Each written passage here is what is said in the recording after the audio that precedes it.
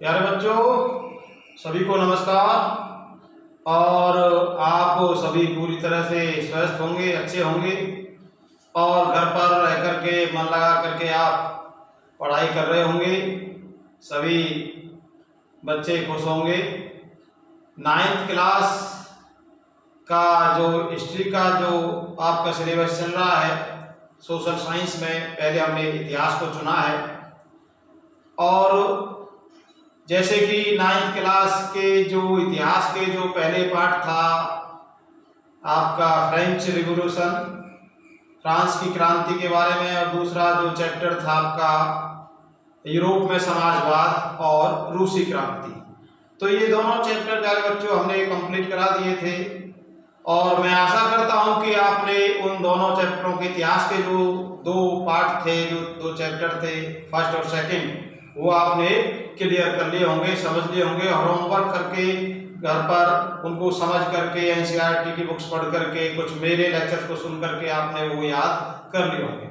तो अब हम पॉलिटिकल साइंस की बात करेंगे। पॉलिटिकल साइंस का जो पहला पार्ट है आपका, वो है democracy in contemporary world. Democracy in contemporary world यानी कि समकालीन विश्व में लोकतंत्र। तो कंटेम्परेरी जो आपका शब्द है उसका अर्थ है मॉडर्न, यानी कि आजकल पूरे विश्व में डेमोक्रेसी का क्या हाल है। मतलब अब जो समय चल रहा है वो कंटेम्परेरी है, जो समय चल रहा है, या जो मॉडर्न जो समय है उसका अर्थ है कंटेम्परेरी। तो आजकल डेमोक्रेसी क्या है, उसके हालात क्या हैं, तो इस पाठ में, इस चैप्टर में हम इस बारे में चर्चा करेंगे।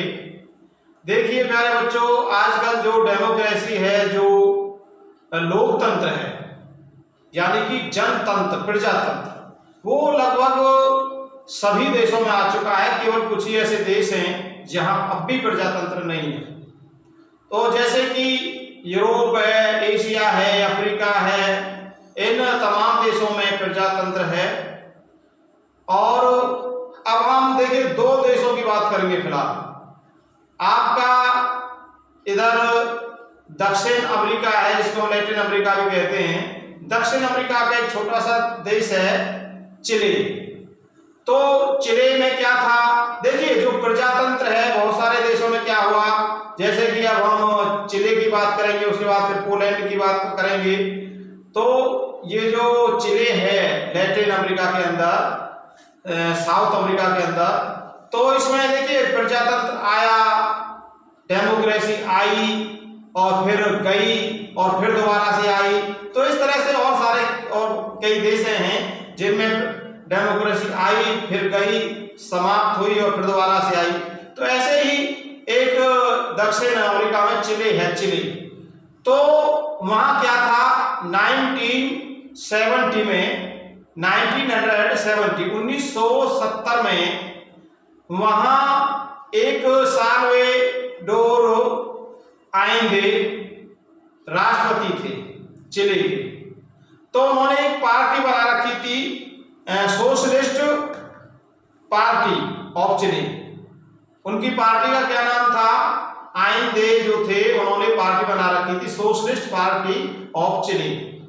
तो ये जो आलेंदे थे, साल्वाडोर आलेंदे, ये चिली के राष्ट्रपति चुने गए 1970 में।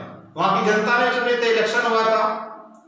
और चिली के जो राष्ट्रपति थे आलेंदे, साल्वाडोर आलेंदे, ये बहुत ही अच्छे राष्ट्रपति माने जाते हैं। क्यों माने जाते हैं? क्योंकि राष्ट्रपति, प्रेसिडेंट बनने के बाद इन्होंने आम जनता का ख्याल रखा। जो गरीब आदमी थे, जो लैंडलेस, जो किसान थे, जो भूमिहीन किसान थे, उनका विशेष ध्यान रखा। प्रेसिडेंट चुनने के बाद इन्होंने जो भूमिहीन किसान थे उनको भूमि दी गई, जमीन दी गई, और जो गरीब बच्चे थे उनको फ्री में मिल्क दिया गया। एजुकेशनल रिफॉर्म्स किए, शिक्षा के ऊपर बहुत ज्यादा सुधार किया इन्होंने, आलेंदे ने। तो और जो वहाँ की जो नेचुरल रिसोर्सेज थी उन पर इन्होंने पाबंदी लगाई, बाहर निर्यात नहीं किया। इसके कारण जो वहाँ जो लैंडलॉर्ड्स थे, जो जमींदार थे, जो रिचेस, जो धनी व्यक्ति थे या जो धार्मिक व्यक्ति थे जैसे चर्च के जो लोग थे, वो आइंदे के जो प्रेसिडेंट आइंदे जो थे उनके खिलाफ हो गए। खिलाफ क्यों हो गए? क्योंकि वो नहीं चाहते थे, सुधार नहीं चाहते थे, वो नहीं चाहते थे कि भाई आइंदे इस तरह से गरीबों का हितैषी बने। तो इस तरह से जो जमींदार जो लोग थे, जो चर्च के धार्मिक व्यक्ति थे, वो इनके खिलाफ हो गए आइंदे के। और आगे चल करके क्या हुआ कि 11 सितंबर 1973 को 11 सितंबर 1973 को वहां एक मिलिट्री जो थी वो पावर में आ गई, मिलिट्री शासन आ गया। और 11 सितंबर 1973 को सेल्वाडोर आइंदे का जो राज सिंहासन था या जो तख्ता पलट कर दिया मिलिट्री शासन ने। वो क्या था? जो मिलिट्री का जो जनरल था, मिलिट्री का जनरल अगस्टो पिनोसी, क्या नाम था उसका मिलिट्री जनरल का? अगस्टो पिनोसी। तो उनके नेतृत्व में जो आइंदे था वो मिलिट्री ने कूप किया 11 सितंबर 1973 को। उनके जो प्रेसिडेंट जो हाउस था उस पर आक्रमण कर दिया। 11 सितंबर 1973 की बात है। लेकिन एक बात और ध्यान रखना, 11 सितंबर 1973 से पहले जो आइंदे थे, जो राष्ट्रपति थे, जो प्रेसिडेंट थे चिले के, उनको ये आभास हो गया था कि भाई मेरी जान और मेरा जो शासन है, मेरी जो सरकार है वो खतरे में है। तो 11 सितंबर 1973 को सुबह उन्होंने रेडियो के माध्यम से, प्रसारण के माध्यम से, रेडियो के माध्यम से उन्होंने अपने चिले की जनता को एक भाषण दिया था। और उन्होंने अपने ये जो लास्ट भाषण था उनका प्रेसिडेंट का, आइंदे का, तो उन्होंने कहा कि भाई चिले वासियों, अब आपका जो शासन है वो खतरे में है और इस तरह से हो सकता है मेरी जान भी रहे या न रहे। लेकिन मैं कहता हूं कि आपका जो शासन है वो आगे फिर कभी आएगा और अब निकम्मे लोगों का यानी कि मिलिट्री शासन का राज आने वाला है और इस तरह से आपको संभल कर रहना है और अपने देश की रक्षा करनी है। तो इस तरह से उन्होंने रेडियो के माध्यम से एक भाषण दिया था, जनता को समझाया था अपने भाषण के स्पीच के माध्यम से। तो उस तरह क्या हुआ, 11 सितंबर 1973 को ही डिफेंस मिनिस्टर जो थे उनके, आइंदे के, उनको गिरफ्तार कर लिया मिलिट्री ने। और जो सेल्वाडोर आइंदे थे उनको रिजाइन देने के लिए कहा गया कि भाई आप रिजाइन करें। रिजाइन देने के लिए कहा गया और देश छोड़ने के लिए कहा गया। तो आइंदे ने कहा बच्चों, क्या कहा कि भाई ना तो मैं देश छोड़ूंगा और ना अपने पद से रिजाइन दूंगा, इस्तीफा दूंगा। तो उन्होंने मना कर दिया रिजाइन देने से। तो इससे नाराज होकर मिलिट्री ने क्या किया उसी दिन 11 सितंबर 1973 को कि प्रेसिडेंट हाउस पर चढ़ाई कर दी। जो राष्ट्रपति भवन था, प्रेसिडेंट हाउस जो था, वहां मिलिट्री ने किसके नेतृत्व में, जनरल, मिलिट्री का जो जनरल था अगस्टो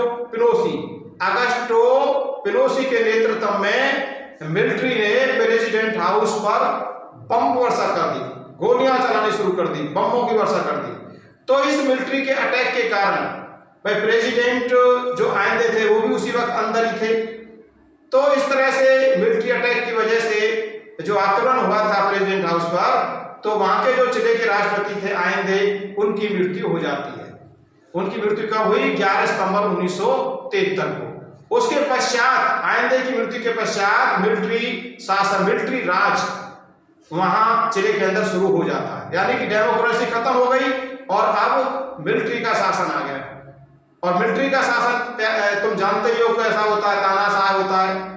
जो मिलिट्री होती है वो अपनी मनमर्जी से शासन चलाती है, उसके खिलाफ कोई नहीं बोल सकता।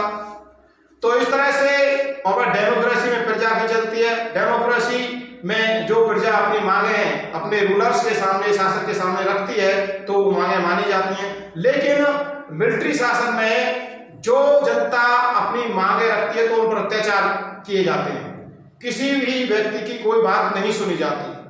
जो वहां का जो जनरल होता है मिलिट्री का, केवल उसी की हुकूमत चलती है और वो एक प्रकार से तानाशाह व्यक्ति होता है। तो ऐसे ही वहां अब मिलिट्री का शासन शुरू हो गया और जिसका नेतृत्व किसने किया था? जनरल ने, मिलिट्री जनरल अगस्टो पिनोसी ने, जो बहुत ही निकम्मा और खराब व्यक्ति था। तो इस एक बात ये ध्यान रखना बच्चों, जो वहां का मिलिट्री का जो जनरल था अगस्टो पिनोसी, ये प्लान उसने एकदम नहीं बनाया था। आइंदे के खिलाफ जो वहां के राष्ट्रपति थे, प्रेसिडेंट थे पहले, उनके खिलाफ उन्होंने एकदम ये प्लान नहीं बनाया था, धीरे धीरे बना रहे थे। इस मिलिट्री जो अटैक किया था प्रेसिडेंट हाउस पर, इसका प्लान बनाया ये जो मिलिट्री का जो जनरल था पिनोसी, उसका और लोगों ने भी, और ताकतों ने भी, बाहरी शक्तियों ने भी साथ दिया था। वहां के जो चिले के जो लैंडलॉर्ड्स थे, जो जमींदार थे, जो ऋषि, जो धनी व्यक्ति थे या जो रिलीजियस मैन थे, जैसे चर्च के जो लोग थे, उन्होंने साथ दिया। किसका साथ दिया? मिलिट्री जनरल का, पिनोसे का। तो क्यों साथ दिया? क्योंकि वो खुश नहीं थे जमींदार उस राष्ट्रपति से, आइंदे से, इसलिए उसका साथ दिया पिनोसी का। वो चाहते थे कि भाई इसका जो डेमोक्रेसी है वो समाप्त हो, आइंदे का शासन समाप्त हो। और इसके अलावा चिले के जिम्मेदारों के अलावा और भी लोगों ने साथ दिया। यूएसए ने साथ दिया, यूनाइटेड स्टेट ऑफ अमेरिका ने। किसका साथ दिया? जनरल का, मिलिट्री जनरल का, पिनोसी का साथ दिया। तो यूएसए ने क्यों साथ दिया? यूएसए ने, क्योंकि जो यूएसए जो था वो प्रो बिजनेस देश था, यानी कि वो व्यापारी थे, व्यापारिक देश था। उनकी जो कंपनियां थी विदेशों में व्यापार करने के लिए जाती थी, विदेशी कंपनियों को बढ़ावा दे रहे थे यूएस को। लेकिन जो सैल्वाडोर आइंदे थे, जो प्रेसिडेंट थे पहले, वो विदेशी कंपनियों के विरोधी थे। वो नहीं चाहते थे कि वो हमारे देश के अंदर आए, व्यापार करें, हमारे देश को खूब ना करें। तो वो विरोधी थे, इसलिए जो यूएसए था वो आइंदे का दुश्मन बन गया और उन्होंने पिनोसे का साथ दिया। और इस मिलिट्री राज में, यानी कि इस अटैक में जो लड़ाई हुई थी, जो प्रेसिडेंट हाउस पर जो चढ़ाई की थी जनरल ने, अगस्टो पिनोसे ने, तो इसमें जो अमेरिका था, यूएसए जो था, उसने फंड भी दिया था, यानी कि धन भी दिया था और हथियार भी दिए थे। तो इस तरह से वहां के विदेशी शक्तियां जब पिनोसे का साथ देने लगी तो वो अपने मिशन में कामयाब हो गया और उसने 11 सितंबर 1973 को प्रेसिडेंट हाउस पर आक्रमण करके जो वहां के पहले राष्ट्रपति थे आइंदे, उनकी हत्या कर दी और स्वयं चिले का राष्ट्रपति प्रेसिडेंट बन जाता है। लेकिन वही हुआ, वही मिलिट्री शासन में जनता दुखी हो गई। जनता कोई भी मांग नहीं रख सकती थी। यदि कोई उनके खिलाफ बोलता था, पिनोसे के खिलाफ, मिलिट्री जनरल के खिलाफ कोई बोलता था, तो उनको जेल में डाल दिया जाता था, उनकी हत्या करवा दी जाती थी। और यहाँ तक कि एक एयरफोर्स का जनरल था आइंदे के, जब आइंदे प्रेसिडेंट थे तो उनके शासनकाल में एयरफोर्स का जनरल था अल्बर्टो बैचलेट। तो अल्बर्टो बैचलेट की भी इन्होंने हत्या करवा दी थी और उनकी वाइफ और उनकी डॉटर को पकड़ करके जेल में डलवा दिया था। किसने डलवा दिया था? जनरल ने, इसने, पिनोसे ने। तो इस तरह से अत्याचार किए जनता पर, गरीब जनता पर। तो इस पिनोसे ने, मिलिट्री जनरल ने, चिले में 17 साल तक राज किया था। लगातार 17 साल तक ये प्रेसिडेंट रहे पिनोसे। तो आगे चल करके क्या हुआ? 1988 में वहां उन्होंने इलेक्शन करवाया पिनोसे ने। इसने सोची कि भाई अब जनता मेरे से खुश है और अब जनता मुझे चुनेगी। जनता कह देगी भाई तुम भी अब आगे, तुम ही आगे से रूल करो चिले का, तुम ही रूलर हैं हमारे, और इस तरह से मैं दोबारा से चिले का राष्ट्रपति चुन लिया जाऊंगा। उसे ये पूरी तरह से कॉन्फिडेंस था अपने ऊपर। तो इस तरह से 1988 में चुनाव कराए। लेकिन इस चुनाव में क्या हुआ? इस चुनाव में चिले की जनता ने पिनोसे का साथ नहीं दिया, यानी कि वोट नहीं दी, उसके अगेंस्ट वोट दी, क्योंकि चिले की जनता भूली नहीं थी डेमोक्रेसी को, आइंदे के शासनकाल को भूली नहीं थी। क्योंकि डेमोक्रेसी में हर मांग उनकी मानी जाती थी। खुश थी जनता, रोजगार मिले हुए थे सभी को, और किसानों को भूमिहीन किसान जो थे उनको आइंदे जो राष्ट्रपति थे भूमिहीन किसानों को भूमि दी गई, मिल्क दिया गया, गरीब बच्चों को फ्री में दूध बांटा। तो इस तरह से सुख चैन था आइंदे के शासनकाल में। जो आइंदे राष्ट्रपति थे उनके शासनकाल में अमन चैन था, सुखी थी जनता, तो इस बात को भूली नहीं थी। तो और जो अत्याचार किए थे पिनोशे ने वो अत्याचार भी याद आ रहे थे चिले की जनता को। तो जब 1988 में चुनाव हुए तो वहां की जनता ने पिनोशे के खिलाफ वोटिंग की, अगेंस्ट वोट दिया, और नतीजा क्या निकला?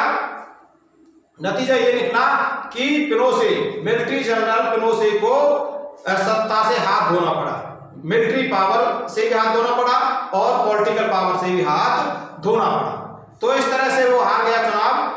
और आगे चल करके क्या हुआ कि वहां जो चिले था, चिले के अंदर जो वहां जो उनकी जो अल्बर्टो बैचलेट जो थे एयरफोर्स के जनरल जो थे जिनको पहले मार दिया था पिनोशे ने, तो उनकी बेटी थी, उनकी बेटी थी मिशेल बैचलेट। क्या नाम था उनकी बेटी का? Michelle Bachelet.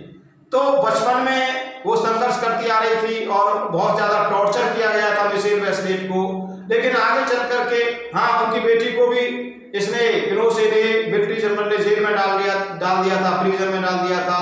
तो इस तरह से बड़े अत्याचार सहे उनकी बेटी ने, मिशेल बैचलेट ने।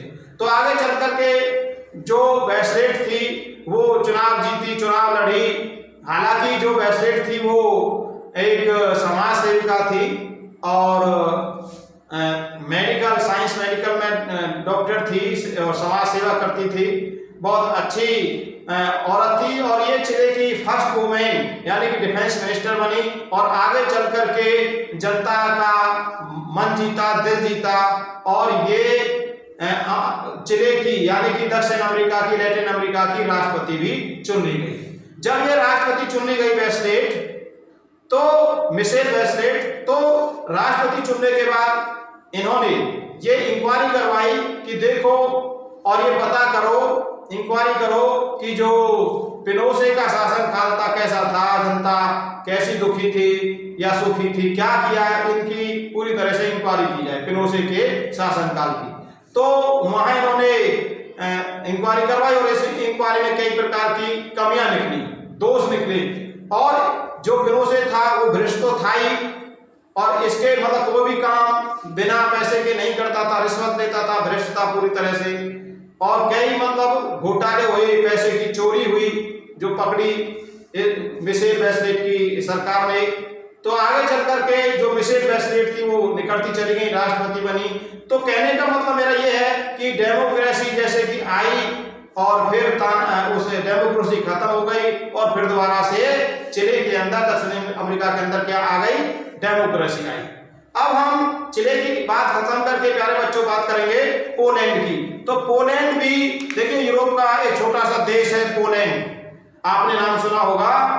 और ये जो पोलैंड है वहां 1980 में एक पार्टी थी, पोलिश यूनाइटेड वर्कर्स पार्टी।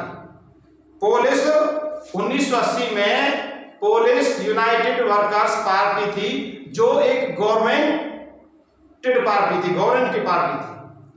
और ये यानी कि कम्युनिस्टों की पार्टी थी। और वहां क्या था 1980 के अंदर केवल एक ही पार्टी थी, कम्युनिस्ट पार्टी कह लीजिए या सोशलिस्ट वर्कर्स पार्टी कह लीजिए, पोलिश यूनाइटेड वर्कर्स पार्टी या आप कह लीजिए कम्युनिस्ट पार्टी। तो ये गवर्नमेंट की पार्टी थी और एक ही पार्टी थी, किसी दूसरे व्यक्ति को दूसरी पार्टी बनाने नहीं दिया जाता था, अलाउ नहीं था। मजदूर संगठन नहीं बना सकते थे, कोई दूसरी पार्टी नहीं बना सकता था कोई व्यक्ति। तो इस तरह से वहां भी पोलैंड के अंदर तानाशाही थी, कोई व्यक्ति संगठन नहीं बना सकता था, मजदूर हड़ताल नहीं कर सकते थे, कोई दूसरा दल नहीं बना सकता था। तो इस तरह से कम्युनिस्टों का ही बोलबाला था पोलैंड के अंदर। तो आगे क्या हुआ भाई, वहां ट्रेड यूनियनों की मांग हुई, मजदूरों ने मांग की कि भाई हमें ट्रेड यूनियन बनाने की इजाजत दी जाए, आज्ञा दी जाए। तो वहां एक लेनिन शिपयार्ड है, लेनिन जहाज बनाने वाला एक कारखाना था जिसको लेनिन शिपयार्ड बोलते हैं। तो वहां एक महिला काम करती थी, क्रेन चलाती थी वो महिला, और उसको बेवजह बिना कारण बताए नौकरी से निकाल दिया उस महिला को। तो वहां के जो वर्कर्स थे लेनिन शिपयार्ड के, सभी वर्कर्सों ने मिलकर के उस महिला का साथ दिया और हड़ताल करनी शुरू कर दी, हड़ताल स्ट्राइक करनी शुरू कर दी। तो उस स्ट्राइक में आगे चल करके एक वो है आपका लेक वेलेसा भी उसमें शामिल हुआ, और उसने लेक वेलेसा ने मजदूरों का पूरी तरह से इस संगठन का साथ दिया। तो आगे चल करके उन्होंने मांग की कि भाई हमें संगठन बनाया जाए, हमें जिस तरह नौकरी से निकाला है वो हमें बहाल किया जाए, हमें नौकरी में रखा जाए, और हमारा जो वेतन है वो बढ़ाया जाए, वेतन में बढ़ोतरी की मांग की। तो इस तरह से कुछ मांगे वहां की सरकार ने, पोलिश यूनाइटेड वर्कर्स पार्टी ने उनकी मांगे मानी, लेकिन आगे चलकर क्या हुआ, उन मांगों की तरफ ध्यान नहीं दिया गया। और आगे एक और संगठन, इन्होंने संगठन बनाने की इजाजत तो दे दी सरकार ने, कम्युनिस्ट सरकार ने, तो उसके परिणाम स्वरूप एक मैनिडेटरी जो था वहां का जो बहुत बड़ा संगठन था, मैनिडेटरी वो उभर करके सामने आया। सॉलिडेटरी जिसको हम बोलते हैं, क्या नाम था उसका, उस संगठन का, सॉलिडेटरी। ये बहुत इंपॉर्टेंट संगठन है, और इसका नेतृत्व किसने किया था, सॉलिडेटरी का वेलेसा ने, लेक वेलेसा ने इसका नेतृत्व किया, और बहुत अच्छे ढंग से नेतृत्व किया, संघर्ष किया, और इस संघर्ष का जो नतीजा था वो बहुत अच्छा रहा। तो ये जो लेक वेलेसा है ये उभर करके जनता के सामने, पोलैंड की जनता के सामने, मजदूरों के सामने, गरीब किसानों के सामने, वहां की जो आम जनता थी उनके दिल में बस गया। इन्होंने मजदूरों की मांग की, उनके हक की मांग की, उनको नौकरी दिलवाई, और जो फैक्ट्री वर्कर्स थे या जो वहां जो कारखानों में काम करते थे उनको उनका हक दिलवाया। तो इस तरह से ये पोलैंड की जनता के बीच में छा गए, लोकप्रिय बन गए। और जब आगे चल करके अप्रैल 1989 में जो फ्री इलेक्शन हुए थे पोलैंड के अंदर, अप्रैल 1989 में, 1889 में, तो वहां क्या हुआ था कि 100 सीटों पर चुनाव हुए। तो वहां सॉलिडेटरी ने भी, जो संगठन था, ट्रेड यूनियन जो थी, उसने भी चुनाव लड़े, 100 सीटों पर चुनाव लड़ा गया, जिसमें सॉलिडेटरी ने 100 में से 99 सीटों पर विजय प्राप्त की। तो ये बहुत बड़ी विजय थी। और अक्टूबर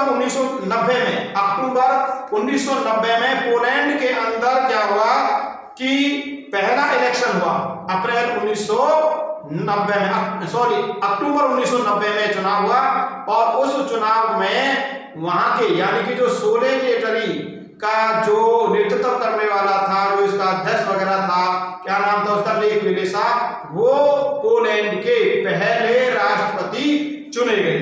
तो इस तरह से सॉलिडेटरी के नेता वेलेसा को प्रेसिडेंट चुन लिया गया।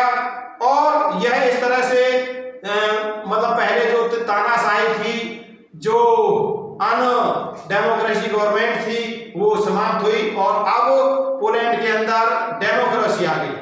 तो पहले जो प्रजातंत्र नहीं था और अब प्रजातंत्र आ गया, डेमोक्रेसी पहले नहीं थी पोलैंड के अंदर, अब डेमोक्रेसी आई। तो इस तरह से प्यारे बच्चों ये डेमोक्रेसी आई और गई। तो इस तरह से देखिए बहुत सारे देशों में, जैसे घाना है, और अब आपका हमारे यहाँ पड़ोसी देश है नेपाल है, और आपका ये म्यांमार है, इनमें भी कभी प्रजातंत्र था, कभी नहीं था। तो इस तरह से ये डेमोक्रेसी और अनगवर्नमेंट डेमोक्रेसी आती जाती रही हैं। लेकिन कहने का मतलब है बहुत सारे ऐसे देश हैं यूरोप, अफ्रीका, एशिया के, जहां अब मतलब संसार के ज्यादातर देशों में अब क्या है, डेमोक्रेसी है, प्रजातंत्र है। क्योंकि प्रजातंत्र का अपना अलग महत्व है। प्रजातंत्र में जो रूलर्स होते हैं उनको कौन चुनती है, जनता चुनती है। जनता के द्वारा चुने जाते हैं रूलर्स, और जो रूलर्स होते हैं इसलिए वो जनता की भलाई के लिए काम करते हैं, उनकी जो मांगे होती हैं उन पर विशेष ध्यान देते हैं। तो प्यारे बच्चों आप पहला पाठ पढ़िए, और मेरे जो लेक्चर्स को आपने मेरे लेक्चर्स को घर पर सुनना और सुन करके समझना, कुछ एनसीईआरटी बुक्स को पढ़ना, आपका ये पहला पार्ट क्लियर हो जाएगा। जो कंटेम्परेरी वर्ल्ड है, तो इस तरह से प्यारे बच्चों आप पढ़ना और कल हम आपसे फिर मुलाकात करेंगे। तब तक के लिए मेरी आपसे नमस्कार, बाय बाय।